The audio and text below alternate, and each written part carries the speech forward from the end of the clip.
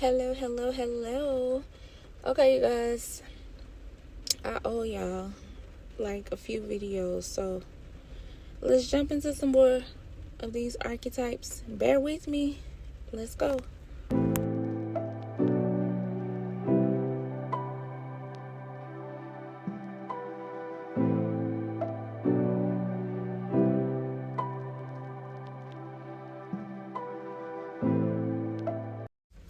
Okay, we are going to start off today with the child orphan archetype.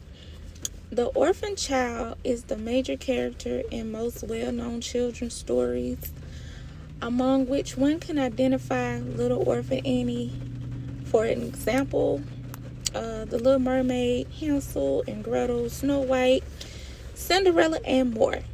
The pattern in these stories is reflected in the lives of people who feel from birth as if they are not a part of their family, including the family psyche or the tribal spirit.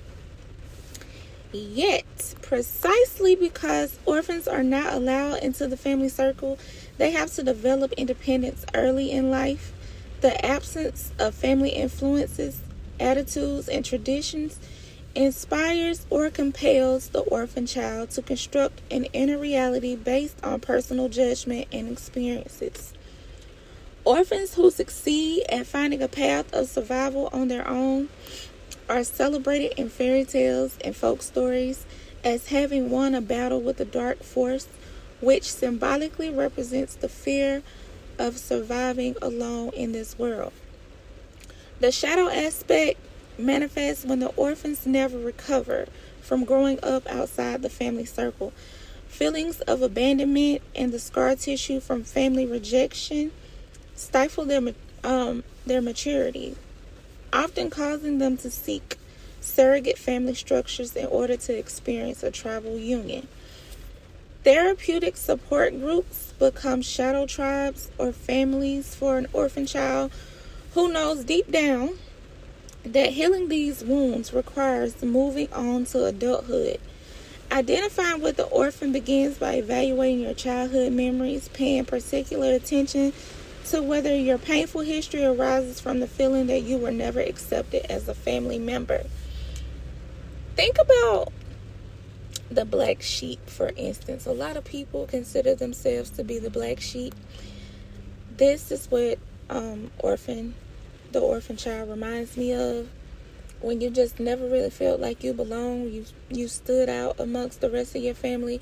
You went against what they have already established, and you kind of just did things on your own. You never really felt whole, in a sense. Moving on. Okay, I hope y'all can hear me because it's raining. But next we have the wounded child. Okay, the wounded child archetype holds the memories of abuse, neglect, and other traumas that we have endured during childhood. This may be the pattern people relate to most, particularly since it has become the focus of therapy and accepted as a major culprit in the analysis of adult suffering. Choosing the wounded child suggests that you credit the pain and abusive experiences of your childhood with having a substantial influence on your adult life. Many people blame their wounded child, for instance, for all their dysfunctional relationships. The painful experiences of the wounded child archetype often awakens a deep sense of compassion and a desire to find a path of service aimed at helping other wounded children. From a spiritual perspective, a wounded childhood cracks open the learning path of forgiveness.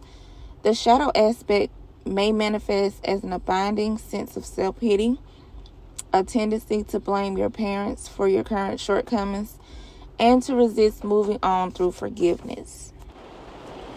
Okay, moving right along, we have the magical, innocent child.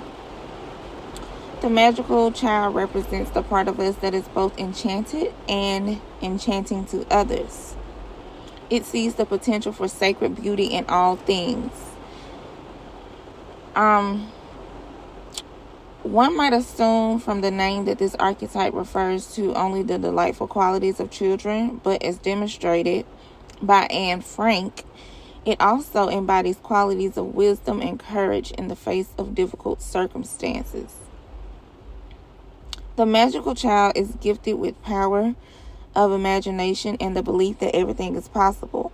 The shadow energy of the magical child manifests as the absence of the possibilities of miracles and transformation of evil to good. Attitudes of pessimism and depression, particularly when exploring dreams, often emerge from an injured magical child whose dreams went from once upon a time were told to be foolish by adults. The shadow may also manifest as a belief that energy and action are not required, allowing one to retreat into fantasy. The magical child also represents the innocent child. Next, we have the nature child. This archetype inspires deep, intimate bonding with natural forces and has a particularly affinity for friendships with animals. Although the nature child has tender emotional qualities, it can also have an inner toughness and ability to survive, the resilience of nature herself. Nature children can develop advanced skills of communicating with animals, and in stories reflecting this archetype, an animal often comes to the rescue of its child companion. Many veterinarians and animal rights activists resonate with this archetype because they have felt a conscious rapport with animals since childhood. Other adults describing being in communication with nature spirits and learning to work in harmony with them and maintaining the order of nature.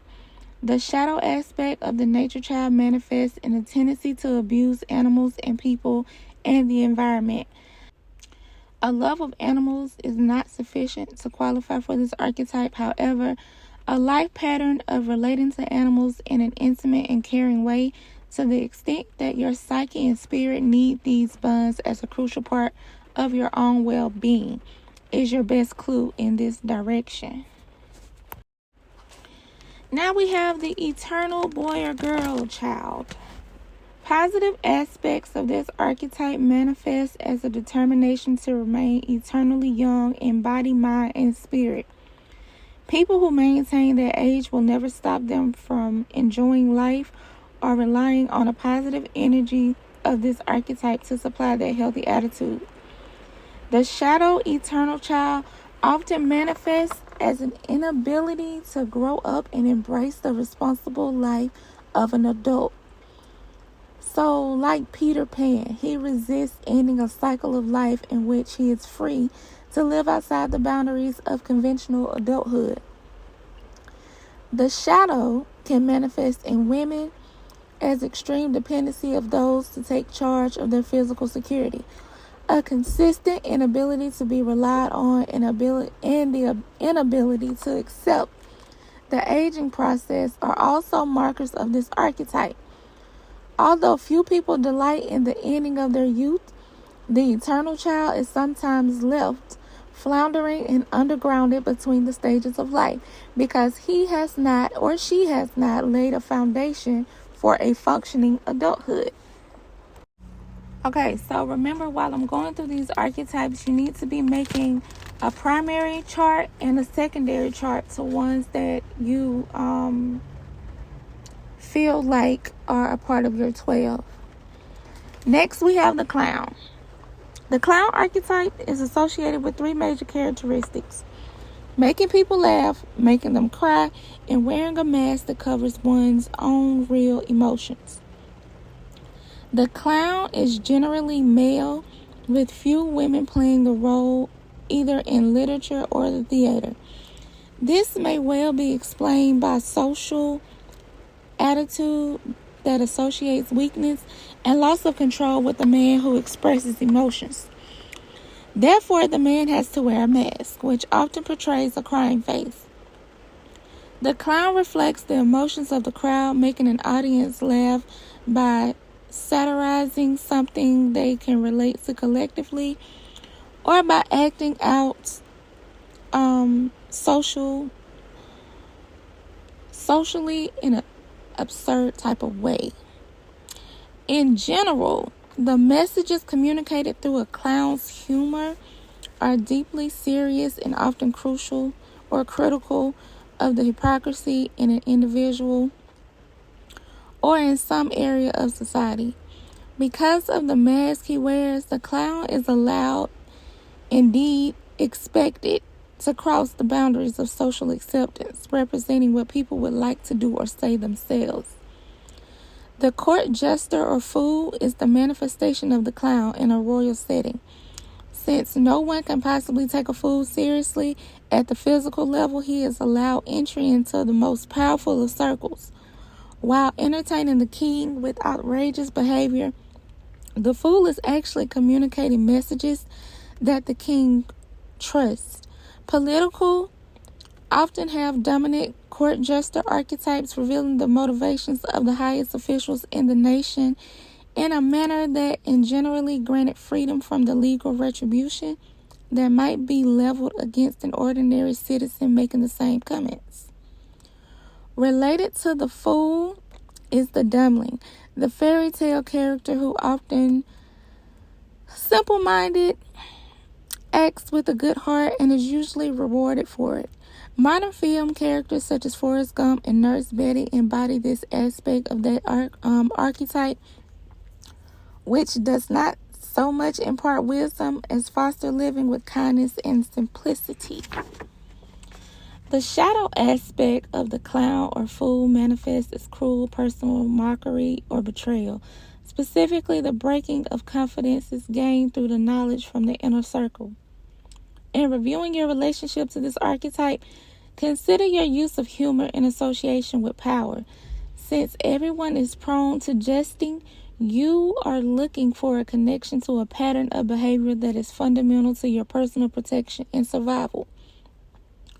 In distinguishing clown from fool, note that the fool is connected to the arenas of power, while the clown does his best to work with every man. Reflect on whether clowning around is essential for expressing your emotions over and above simple play. Ask yourself if, like the fool, you carry truth into closed circles or closed minds. Okay, y'all. Bear with me. We're going to do one more, okay? Because your girl is not feeling her best. But let's get through this one. The companion. The sidekick's qualities of loyalty and unselfishness are the positive aspects of this archetype. A sidekick companion provides a service, symbolically speaking, to a personality that often has a stronger nature or a role in life that carries more authority. Secretaries and personal assistants are examples of right arms, taking care of the day-to-day details of life. Now, just because you are a secretary or you may be a personal assistant doesn't necessarily mean that this companion is for your archetype. That doesn't necessarily mean that. You might have an inner companion that takes care of the details and allows another archetype to focus on work central to your mission. Companions are associated with providing emotional rather than sexual support. Platonic or friendship bonds are more in keeping with that particular archetype. Betrayal is a common example of the shadow side of the companion, which damages the soul. So, these are the archetypes that I'm going to share with y'all today. I am trying my best to get through these. Actually, you know what? Let's just do this one too. Let's do this one, okay, and then this one is the last one. The damsel. The damsel in distress may be the oldest female archetype in all popular literature and the movies. She is always beautiful and vulnerable and in need of rescue, specifically by a knight, and once rescue is taken care of in lavish style. When disappointed, a damsel must go through a process of empowerment and learn to take care of herself in the world. The shadow side of this archetype mistakenly teaches old views that women are weak, and also teaches them to be helpless and in need of protection. It leads a woman to expect to have someone else who will fight her battles for a while, and she just remains devoted and physically attractive and concealed in the castle. Many women still expect to marry a man who will give them the castle and take care of them, and some men are raised to expect to do this. That would be like the prince and the knight.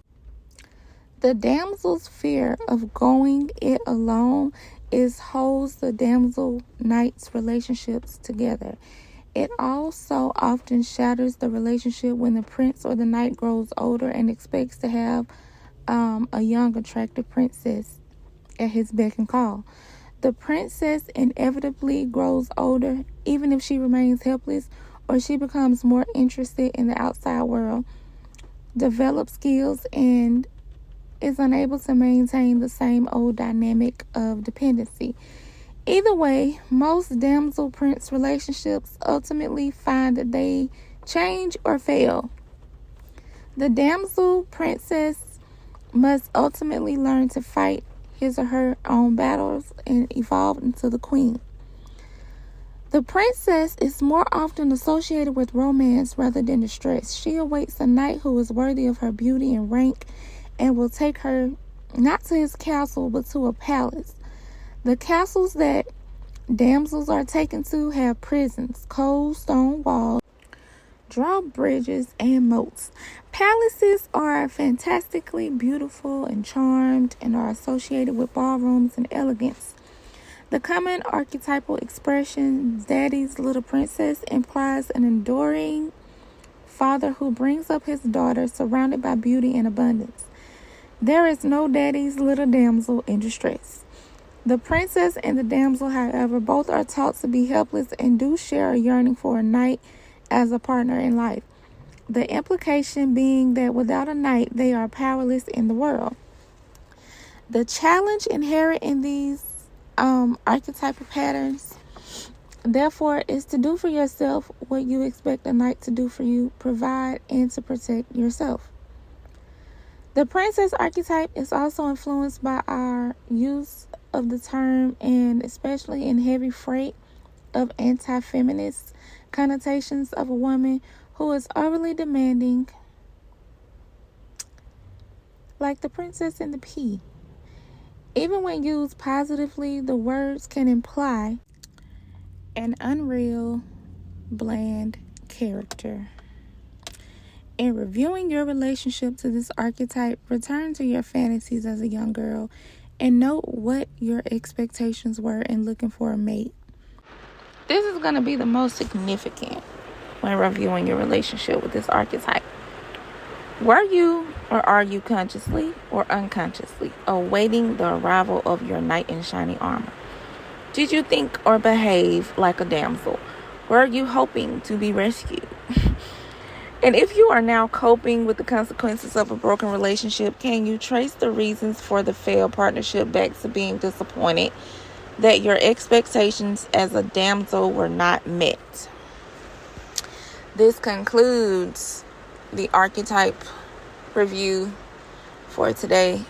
I may do another video a little bit later, but now I must retreat back into my healing stage. I'm going to meditate in this rain. I may do another meditation video, but you guys enjoy the rest of your day. Stay safe. Stay out of this weather. Ground. Get your meditation on. Remember, make your 2 lists, primary and secondary, as it relates to these archetypes. And stay tuned for the next, because we have more to go over.